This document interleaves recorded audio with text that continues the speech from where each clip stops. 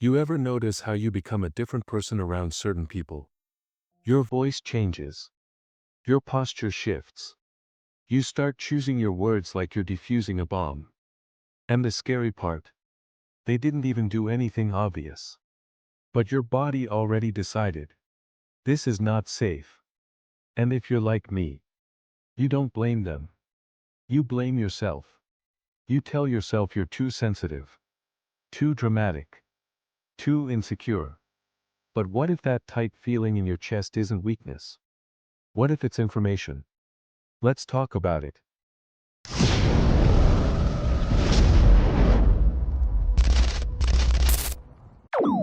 It's subtle. You're fine before they walk in. Laughing. Talking normally. Then they enter the room. And something shifts. You sit up straighter. You talk less. You rehearse replies in your head before saying them out loud. You check their face while you're speaking. Scanning. Measuring. Adjusting. You don't even realize you're doing it. But your body does. And later, when you're alone, you replay everything. Why did I say that? That sounded stupid. I should have explained it better. And somehow, every time, the conclusion is the same. It's my fault I feel this way. Not once do you ask, why do I only feel like this around them? You just assume you're the problem. There's this invisible shift that happens. You start walking on eggshells. Not because they screamed. Not because they insulted you. But because they're unpredictable. Some days they're warm. Other days they're distant. Sometimes they praise you.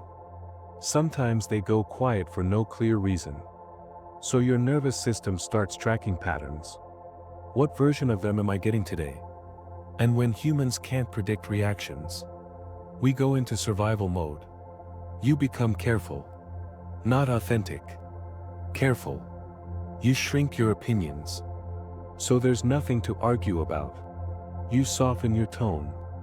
So there's nothing to react to. And the exhausting part? They might have no idea this is happening inside you. But inside you, it feels like a performance review every time you speak. Here's where it gets uncomfortable. When you feel unsafe, you don't question the dynamic. You question yourself. You think, I'm just insecure. I overthink everything.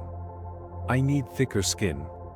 Because blaming yourself feels safer than admitting that someone makes you feel small. If you admit it's them, then what? Do you confront them? Create tension? Risk rejection? That feels dangerous. So your brain picks the easier target. You. You blame yourself because it feels safer than blaming them. And if you've watched my last video, the one about always being the one to take the blame, this is the same pattern. It's not random. When something feels unstable, you turn the spotlight inward. Because controlling yourself feels possible. Controlling other people doesn't. And that's how self-blame becomes a coping mechanism.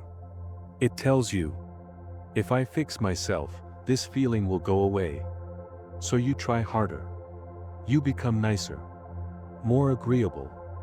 Less emotional. More filtered. And weirdly, the feeling doesn't leave. It just gets quieter. But it's still there. That tightness. That hesitation. Like your body doesn't trust the room. This is the part I avoided for years. Sometimes the reason you feel unsafe is because you felt this before.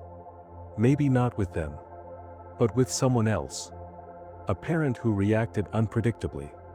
A teacher who embarrassed you.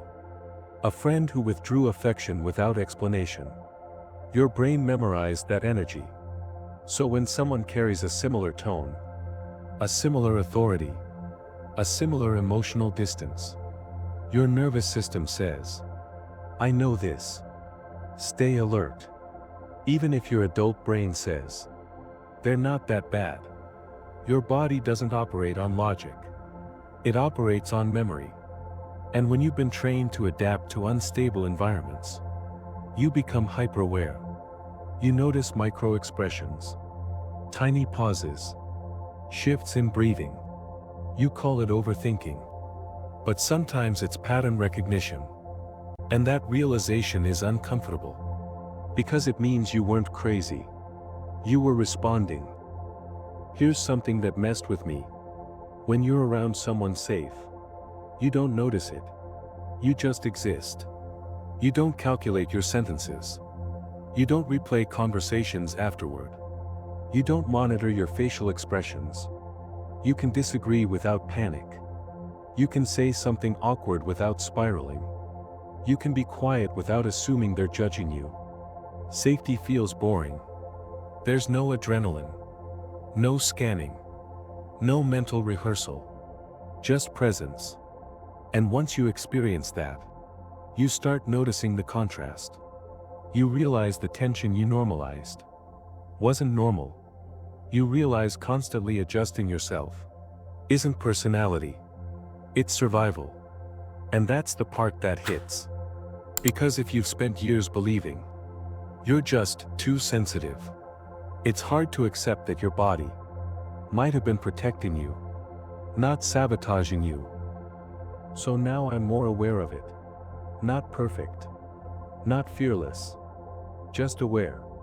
When my voice suddenly changes around someone, I notice. When I start rehearsing sentences, I notice. When I leave a conversation feeling drained, instead of calm, I notice.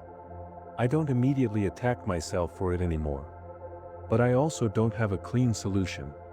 Because sometimes you can't just remove the person. Sometimes it's family. A boss.